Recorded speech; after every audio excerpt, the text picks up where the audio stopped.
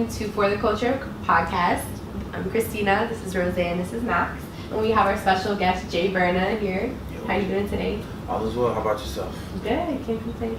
Bro, just got off the flight. Thank you for coming, man. Thank you. Like probably like not even an hour. So ghostwriting as far as like rap or like R&B? R&B and rap. Some ghosts, but you know, we can't really talk about that. But songwriting. It's a real thing. Like if you're riding in the car with the girl and she's playing something that you haven't heard before, you can be like, damn, what's this? Or like if you're around some girls and you're like, oh, this is a hot step, you're gonna be like, all right, let me listen to it more so than a guy putting you onto it. It works like that, but women usually are better influencers than guys. So. I think that's true because we like to spread word of mouth. You go to a party, if you see women dancing, you're like, oh, this is a vibe, this is a record. We bring everybody else. Y'all, it's like, notice like parties, they'll be like, first 100 women free. Like, it's women, like double men. Women make everything go around. And it's not like something that I force, it's just something that's just very, it's organic, it's natural, it's just the music that I make. It's like, it's directed at women, and it's women show more love too. I noticed. Yeah, they do, definitely do. They keep me afloat. What kind of genre would you classify your music as? I look like an urban artist, but it's like R&B, pop, rap. Like I started off with the boom bap, and then it was just more so like, all right, bars, it's cool. I can rap. I know I can rap, but like creating an actual song is, that's more of a thought-provoking thing for me. So. What are like the steps into making a song for you? The harmonies first. Like I'll sit there and I'll hum it out, sit there and vibe to it, play with the beat, dance in the studio, make sure everybody's vibing, and then I sit there, hum the words start coming, I repeat them over again, and then the actual song comes out. Yeah. Okay. I was listening to the Mind on Mind. Yeah, Mind on Mind. That song was hard. I was like, damn, that's a radio song right there. Yeah, that's the vibe. So what was the vibe of you in the studio trying to record that? Well, producer brought it to me. Pay attention. He met me at Gloria Stefan studio. What is it? Gloria Stefan. I think it was Gloria Stefan. But it was he called me down to Miami. I went down there. He was playing me records. And like I'm a writer, so he was trying to play me records that were just like nothing on them. So he plays me this one record that has this hook on it, and I'm like, "What's that?" It's like, "Nah, it's just something. It's just a little reference for Trey Songz and Fetty Wap." I was like, "Nah, let me hear that."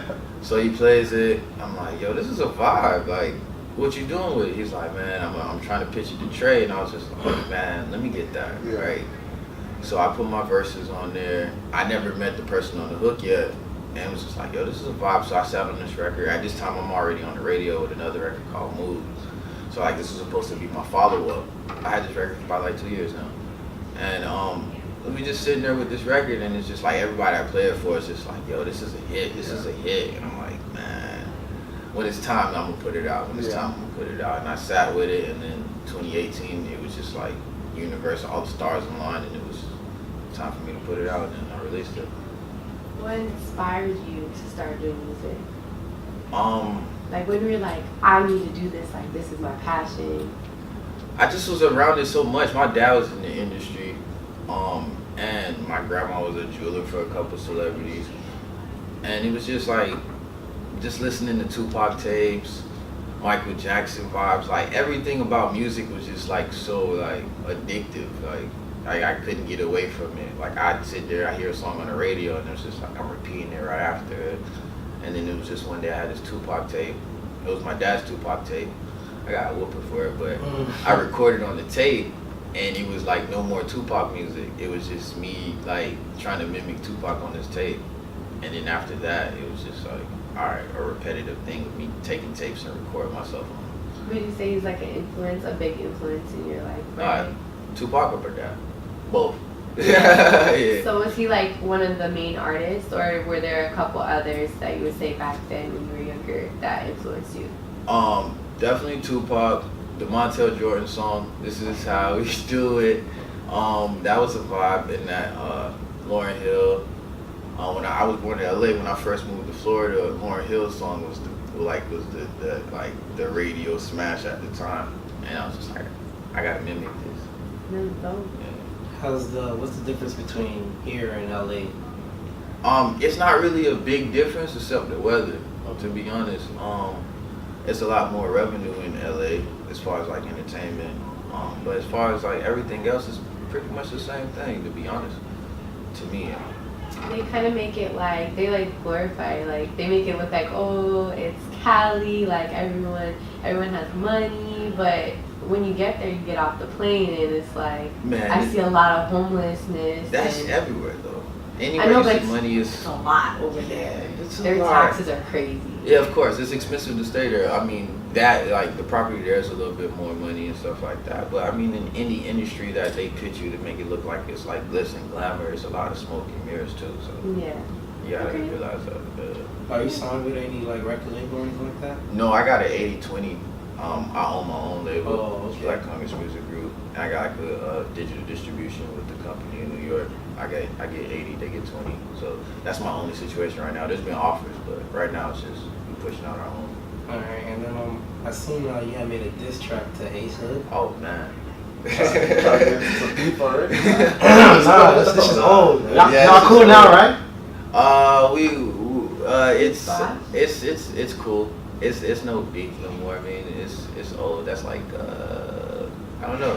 It's a long time ago. Yeah, a long time ago. Like 2005. About, but ain't no. I wish him the best. Yeah. Definitely wish him the best. What was that all about though? I mean, it was personal. Some family members, somebody that connected us, and it just went left. And I mean, he apologized for it. It just, it just didn't publicly go the way that it went left. Close to go. Yeah. Okay. So. What kind of collabs have you been involved in, or do you do any? Yeah. Currently, me and LA Reid's son, Aaron Reid, got a couple records together. We got a dope record called Life of the Party that's about to come out too after Mine on Mine. Who else? Got a record with Lajo Sun, dope rapper out of Broward. A couple other people. To name, I don't want to miss any names, but like off the top of your head right now, like that's who you're collabing with? Yeah, right now. And then more so Aaron Reid. That's like my main collaborator right now. That we got like 7-8 records together. So you represent Broward? Like, is that something you rep in your music, or? Yeah, I'm from Broward. Like, I was born in LA, but I moved here like when I was like 6 or 7, and like Broward like really molded me. This is where everything that's happened to me that you grow up to become a man to happen. So like this is like it's my home.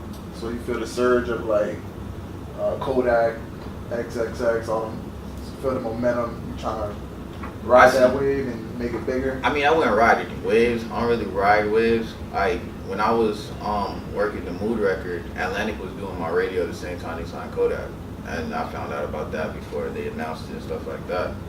So pretty much, I do a lot of stuff like that's indie, but that it never surfaces as like, okay, this is like some mainstream stuff. But it's just like I've been on tour with Currency, I've charted on the radio, like I've been on MTV multiple times. Like I do stuff that artists that are signed to majors do at an indie level, and I do this on a consistent basis. So I wouldn't really ride no wave unless it's mine.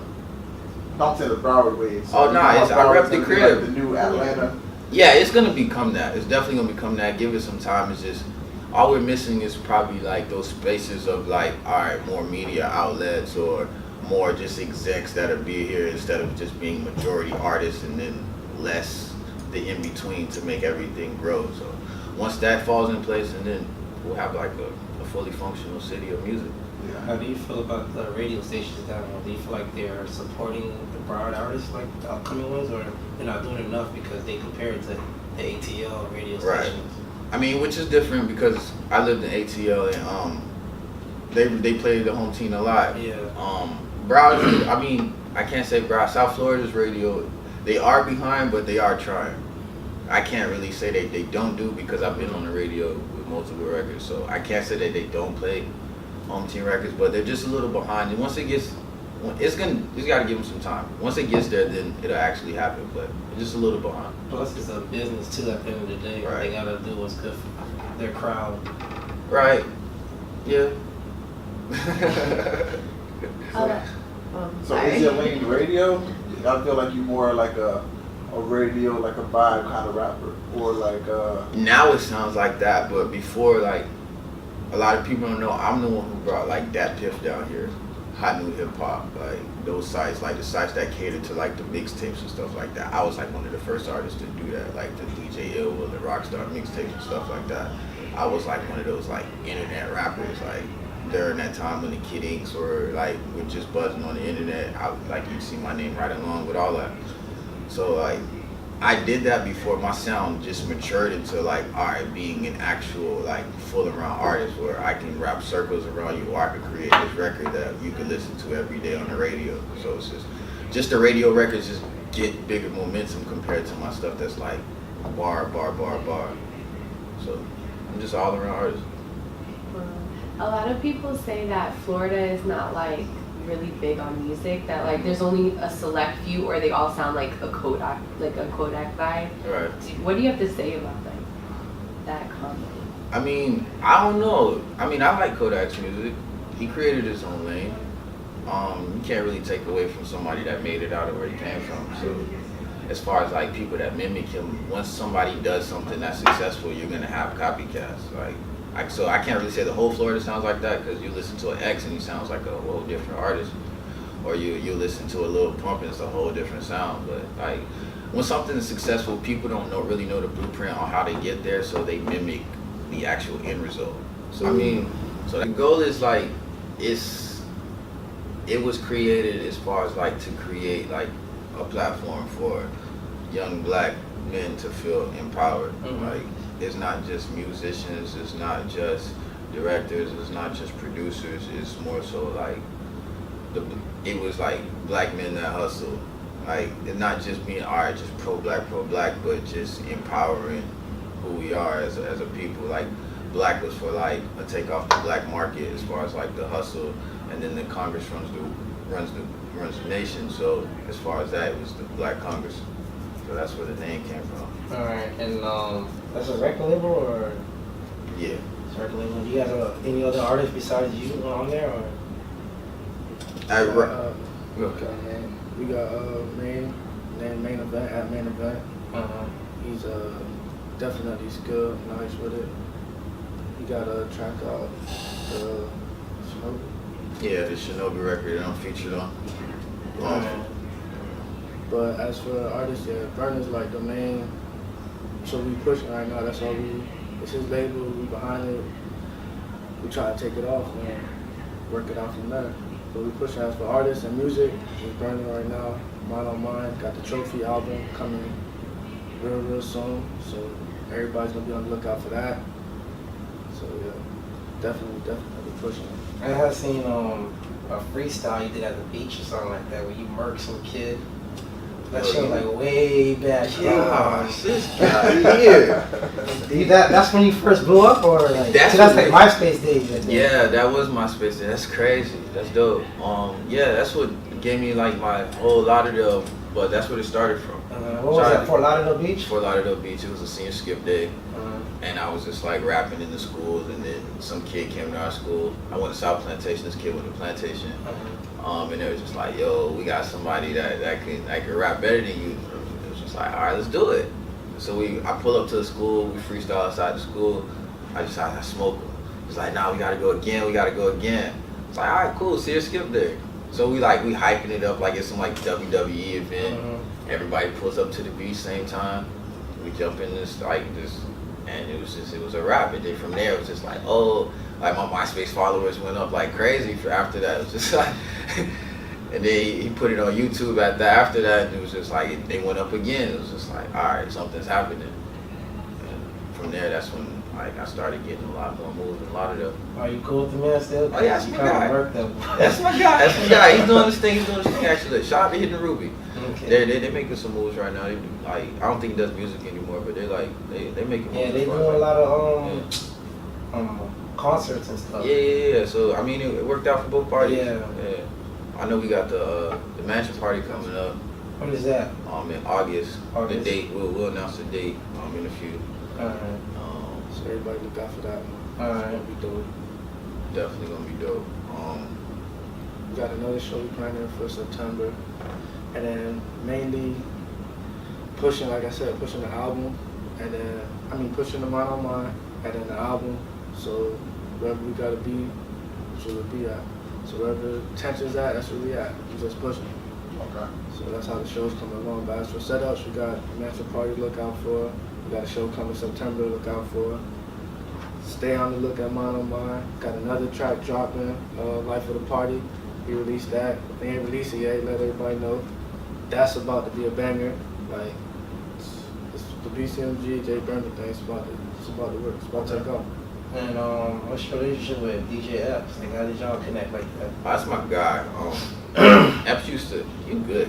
Shout out to Epps. Epps is my guy. Epps actually, before I was even old enough to do open mics, Epps would have like this open mic on South Beach, and he'll make sure that I would get in to perform. So from there, like I've always had like this respect for him. So the further I got in my career, he would always have like a platform for me, and he ended up being on the radio at the same time I was working the Ready record. So like they fought for me to get on the radio, and that way like it was just Epps is a fundamental part of my career. Okay. Definitely a fundamental part. He's the one kind of like put you up. But he was the first person to ever play on the radio too, or? The first person to play me on the radio, I can't forget, was DJ Griot. Okay. But Epps was definitely like the first person that really like blew me up on the radio, ran it back, had the city going crazy for me like on the radio. So Epps is like, that definitely a root in my career. What are gonna sound like? Is it a lot of the commercial stuff, or are you gonna keep it with the? It's both. It's definitely both. A lot of the it's gonna be a lot of stuff that I went through, because like in between, my last album was in 2015. It's 2018. The last record I dropped before Mind on Mind was Change the Game in 2016. So I got like 2 years to really talk about everything that I've been through, from like losing my pops to the birth of my daughter, things like that. So it's gonna be that commercial sound that people love, and then it's gonna be the sound that got me to where I'm here now, as far as like the real hardcore boom bap stuff, and then in between, in my life altogether. So it's gonna be. Is that the reason why you had like a gap between the albums? Because of all that thing that happened? Yeah, it was a lot. It was definitely a lot to go through. I was on the radio and TV at the same time losing my pop, so like I never really took a time to like take a breather and relax. Yeah. How's fatherhood for you guys and like managing everything?